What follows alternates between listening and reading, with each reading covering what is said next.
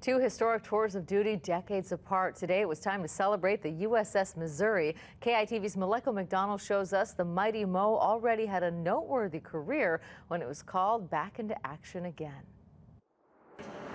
Today is actually the 30th anniversary of the second commissioning of the ship in 1986.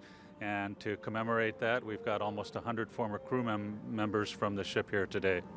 Perhaps one of the mightiest of the Mighty Mo's accomplishments, dusting herself off in 1986 and going back to war in 1992, supporting Desert Storm. This after sitting idle for 30 years. A ceremony held on board the ship included a keynote speech from Admiral T.J. White, who served on board the USS Missouri. Nelson Brindle. And a presentation of a piece of the original teak planks that lined the deck to former crew members. After the ceremony, crew members swapped stories and toured the ship. Work is still being done on board the ship to restore the deck and other areas, which Chief Engineer Larry Doong says has always been a part of the ship's history.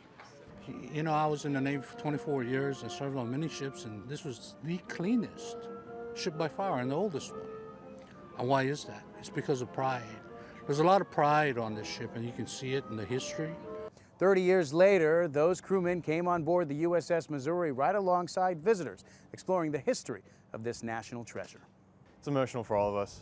You know, I don't really understand everything that went on here, but, you know, being here like this kind of gives me somewhat of an idea, I guess you could say.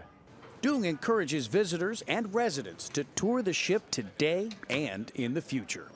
They should come and learn the history of this ship throughout World War II, throughout Desert Storm, Desert Shield, and now we're coming up close to the 75th anniversary. It'd be a great time to come visit the ship.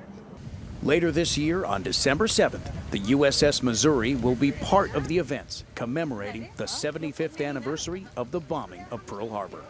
Maleko McDonald, KITV Island News.